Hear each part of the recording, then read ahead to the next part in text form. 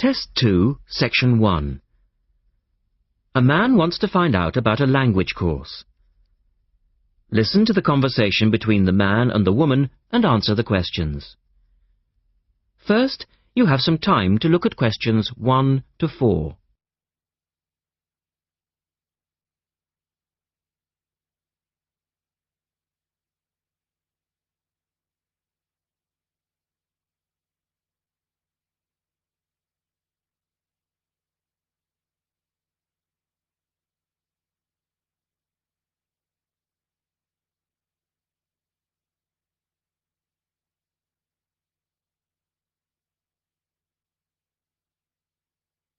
You will see that there is an example which has been done for you. On this occasion only, the conversation relating to this will be played twice.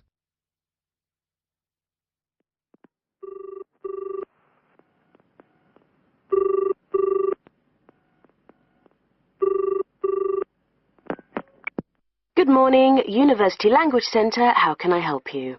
I'm interested in doing a language course. I did Mandarin last year, and now I'd like to do Japanese.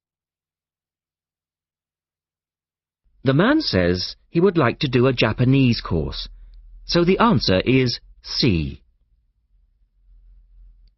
Now we shall begin. You should answer the questions as you listen, because you will not hear the recording a second time. Listen carefully and answer questions 1 to 4.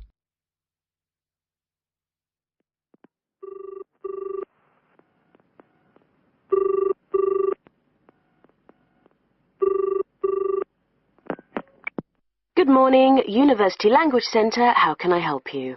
I'm interested in doing a language course. I did Mandarin last year, and now I'd like to do Japanese. Can you give me some information about what courses are available at your centre and when they start, that sort of thing? Yes, certainly. Well, we actually offer a number of courses in Japanese at different levels.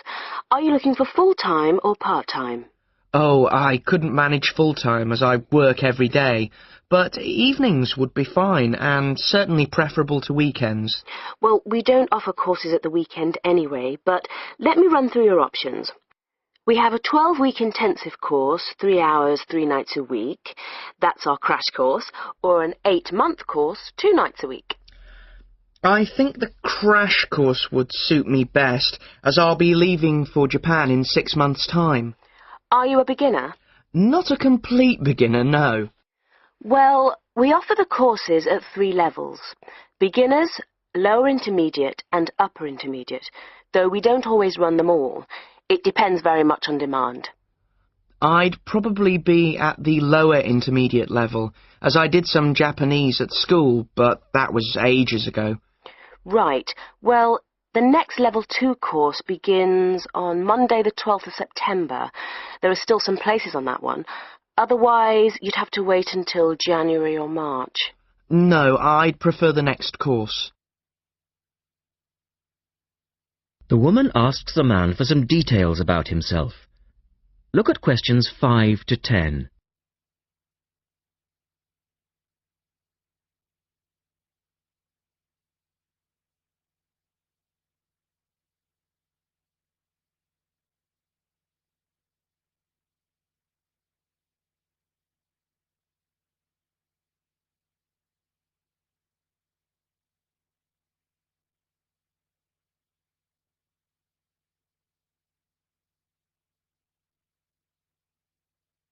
Now listen to their conversation and complete the form.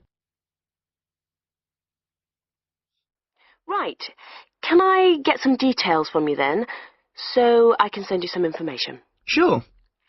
What's your name? A family name first. Haggerty. Richard. Hagarty? No, Hagerty. Oh, okay. And your address, Richard? Well, perhaps you could email it to me. Right. What's your email address? It's Ricky45, that's one word, RICKY45, @hotmail.com. And I just need some other information for our statistics. This helps us offer the best possible courses and draw up a profile of our students. Fine. What's your date of birth? I was born on the 29th of February, 1980. 1980? So you're a leap year baby. That's unusual. Yes, it is. And just one or two other questions for our market research, if you don't mind. No, that's fine. What are your main reasons for studying Japanese? Business, travel, or general interest? My company's sending me to Japan for 2 years. All right, I'll put down business. And do you have any specific needs? Will there be an emphasis on written language? For instance, will you need to know how to write business letters, that sort of thing? No, but I will need to be able to communicate with people on a day-to-day basis. OK, so I'll put down conversation. Yes, because I already know something about the writing system at an elementary level, and I don't anticipate having to read too much. You said you'd studied some Japanese. Where did you study? 3 years at school, then I gave it up, so I've forgotten a fair bit. You know how it is with languages if you don't have the chance to use them. Yes, but I'm sure it will all come back to you once you get going again. Now, once we receive your enrolment form, we'll contact you in about... That is the end of section 1. You now have half a minute to check your answers.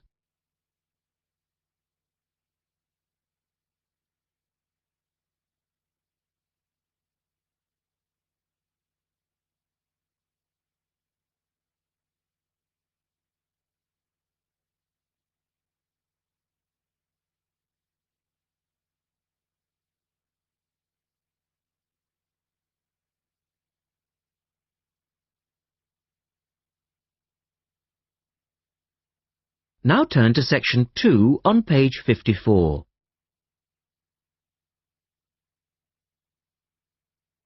Test 2, section 2. You will hear a man talking on the radio about dogs which help people with their work. First, look at questions 11 and 12.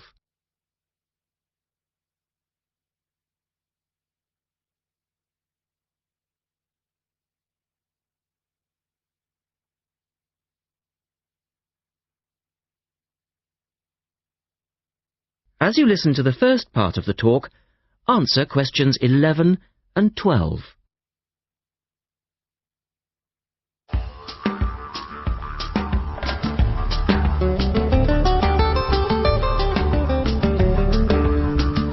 Welcome to this week's edition of Countrywide. And today, we're taking a look at a number of different breeds of working dogs. And here to report on the dogs with jobs is Kevin Thornhill. Thanks, Joanne. Well, yes, dogs with jobs is the subject of today's program. Dogs have earned themselves a reputation over the centuries for being extremely loyal. And here's a little story which illustrates just how loyal they are. Just outside the country town of Gundagai in Australia is a statue built to commemorate a dog. A dog which sat waiting for his owner to return to the spot where he'd left him. Well, the story, which was immortalised in a song, has it that the poor dog died waiting for his master, 5 miles from Gundagai, which is where they built the statue. Now that's what I call loyalty. Now look at questions 13 to 20.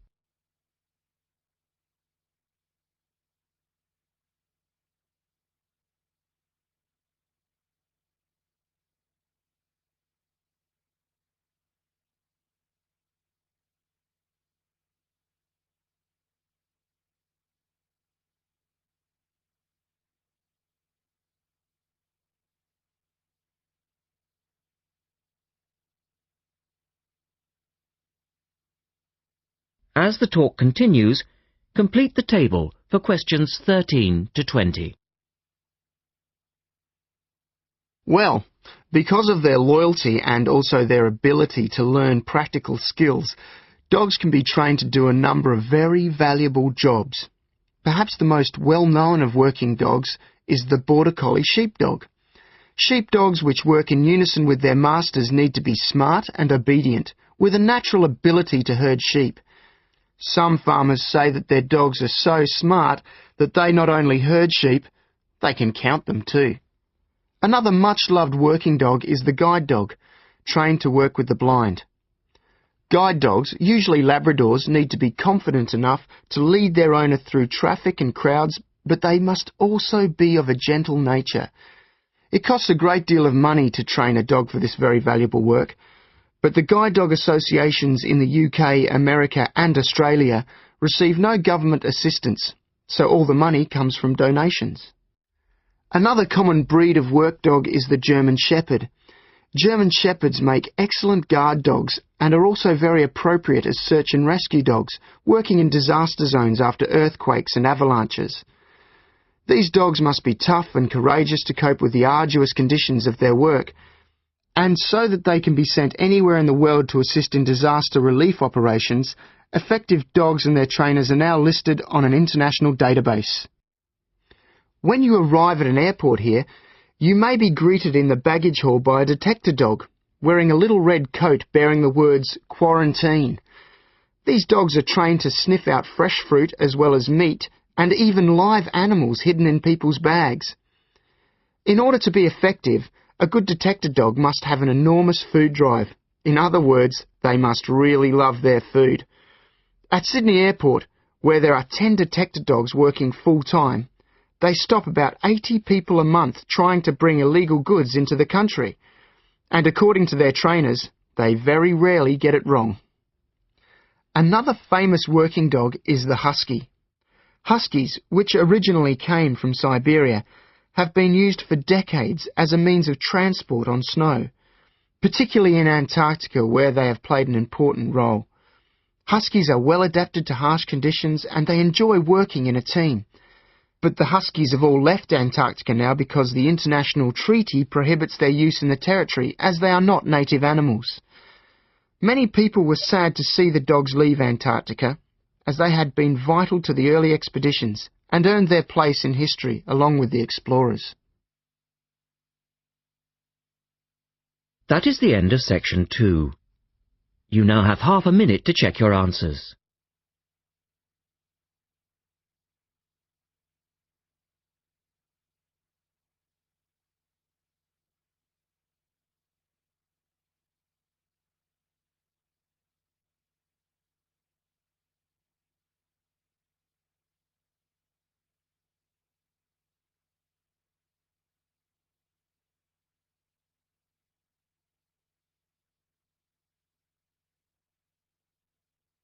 Now turn to section 3 on page 55.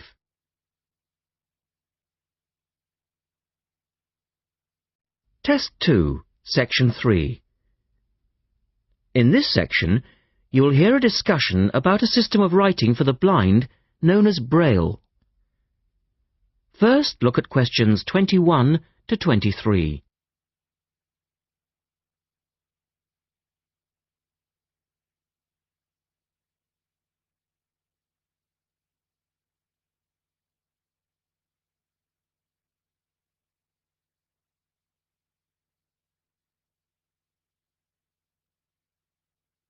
Now listen to the first part of the discussion and complete the notes for questions 21 to 23.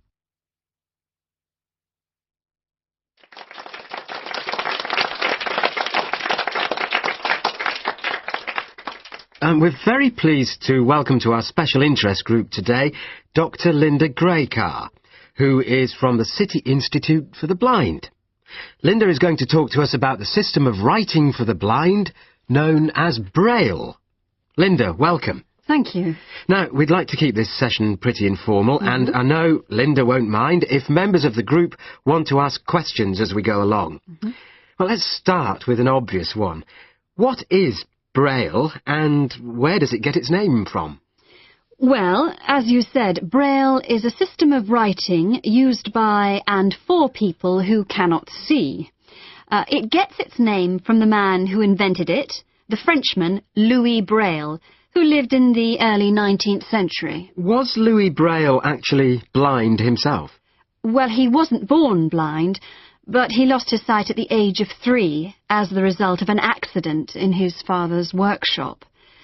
Louis Braille then went to Paris to the National Institute for Blind Children, and that's where he invented his writing system at the age of only 15 in 1824, while he was at the Institute. But he wasn't the first person to invent a system of touch reading for the blind, was he? No, another Frenchman had already come up with the idea of printing embossed letters that stood out from the paper, but this was very cumbersome and inefficient. Did Louis Braille base his system on the first one? No, not really. When he first went to Paris, he heard about a military system of writing using 12 dots. This was a system invented by an enterprising French army officer, and it was known as night writing. It wasn't meant for the blind, but rather for battle communications at night. That must have been fun.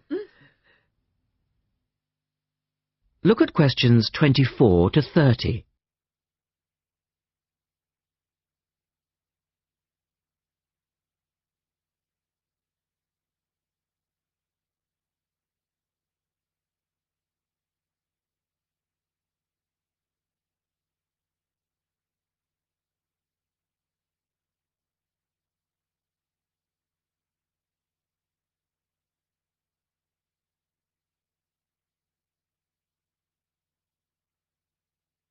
Listen carefully and answer questions 24 to 30. Anyway, Braille took this system as a starting point, but instead of using the 12 dots, which night writing used, he cut the number of dots in half and developed a 6-dot system. Can you give us a little more information about how it works? Well, it's a system of touch reading, which uses an arrangement of raised dots called a cell. Braille numbered the dot positions 1, 2, 3 downward on the left and 4, 5, 6 downward on the right. The letters of the alphabet are then formed by using different combinations of these dots. Yes? So, is the writing system based on the alphabet with each word being individually spelled out? Well, it's not quite that simple, I'm afraid. For instance, the first 10 letters of the alphabet are formed using dots 1, 2, 4 and 5. But Braille also has its own short forms for common words. For example, B for the word but and H for have. There are many other contractions like this. So you spell out most words letter by letter, but you use short forms for common words? Yes. Though I think that makes it sound a little easier than it actually is. And was it immediately accepted? I mean, did it catch on straight away? Well, yes and no. It was immediately accepted and used by Braille's fellow students at the school, but the system was not officially adopted until 1854, 2 years after Braille's death. So official acceptance was slow in coming. I suppose it works for all languages which use the Roman alphabet. Yes, it does, with adaptations, of course. Can it be written by hand, or do you need a machine to produce Braille? Well, you can write it by hand onto paper with a device called a slate and stylus. But the trick is that you have to write backwards, from right to left, so that when you turn your sheet over, the dots face upwards and can be read like English from left to right. Oh, I see. But these days, you'd probably use a Braille writing machine, which is a lot easier. And tell us, Linda, is Braille used in other ways, other than for reading text? Yes, indeed. In addition to the literary Braille code, as it's known, which of course includes English and French, there are other codes. For instance, in 1965, they created a form of Braille for mathematics. I can't imagine trying to do maths in Braille. Yes, that does sound difficult, I agree. And there's also a version for scientific notation. Oh, and yes, I almost forgot. There is now a version for music notation as well. Well, thanks, Linda. That was most interesting. Now, does anyone have any last questions? Yes.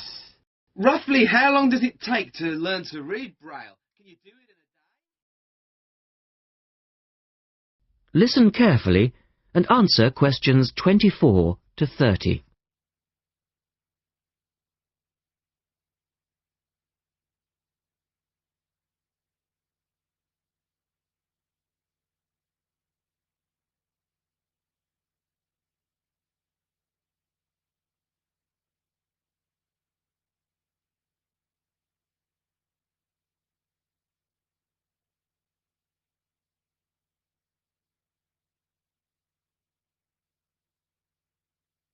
Now turn to section 4 on page 56.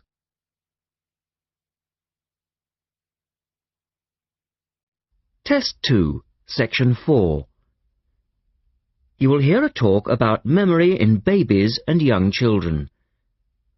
First, you have some time to look at questions 31 to 35.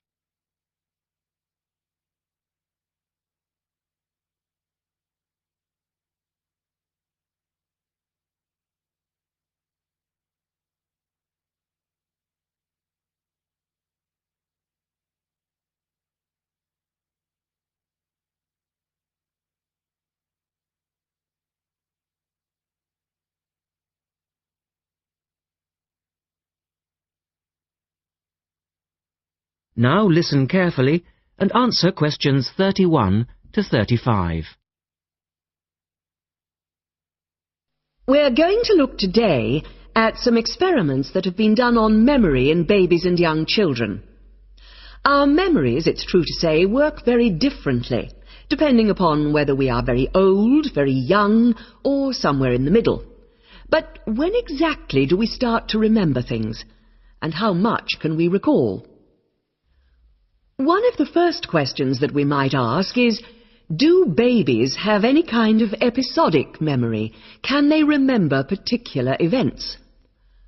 Obviously, we can't ask them, so how do we find out? Well, one experiment that's been used has produced some interesting results. It's quite simple and involves a baby in its cot, a colourful mobile, and a piece of string. It works like this. If you suspend the mobile above the cot and connect the baby's foot to it with the string, the mobile will move every time the baby kicks. Now you can allow time for the baby to learn what happens and enjoy the activity. Then you remove the mobile for a time and reintroduce it sometime from 1 to 14 days later. If you look at this table of results, at the top 2 rows, you can see that what is observed shows that 2-month-old babies can remember the trick for up to 2 days, and 3-month-old babies for up to a fortnight. And although babies trained on one mobile will respond only if you use the familiar mobile, if you train them on a variety of colours and designs, they will happily respond to each one in turn. Now, looking at the 3rd row on the table, you will see that when they learn to speak, babies as young as 21 months demonstrate an ability to remember events which happened several weeks earlier. And by the time they are 2, some children's memories will stretch back over 6 months, though their recall will be random, with little distinction between key events and trivial ones, and very few of these memories, if any, will survive into later life. So, we can conclude from this that even very tiny babies are capable of grasping and remembering a concept. Look at questions 36 to 40.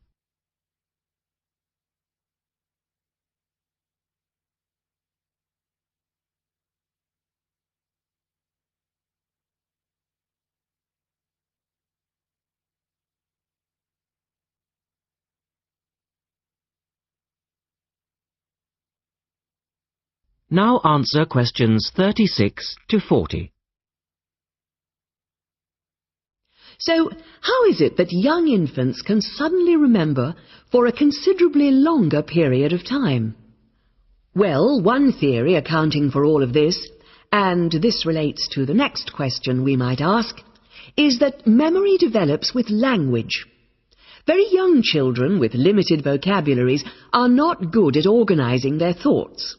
Though they may be capable of storing memories, do they have the ability to retrieve them?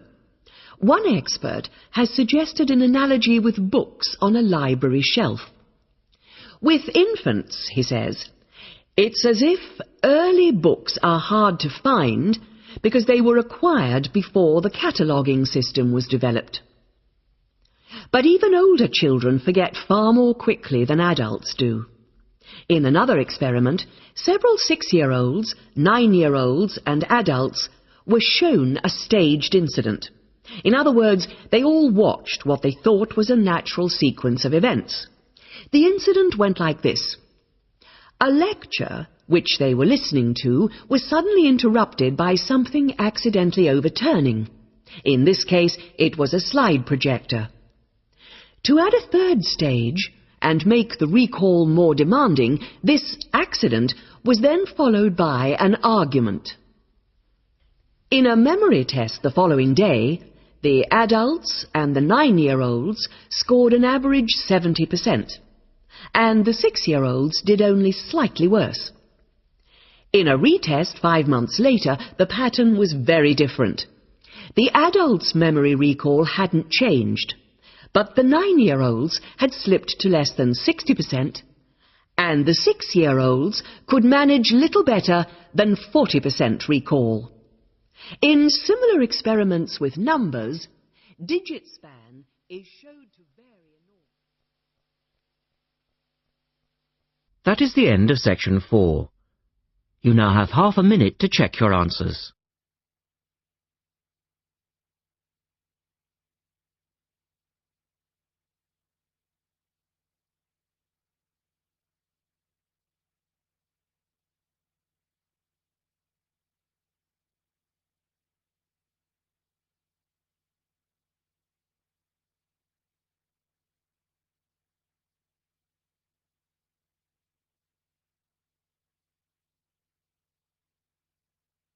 That is the end of the listening test. At the end of the real test, you will have 10 minutes to transfer your answers to the listening answer sheet.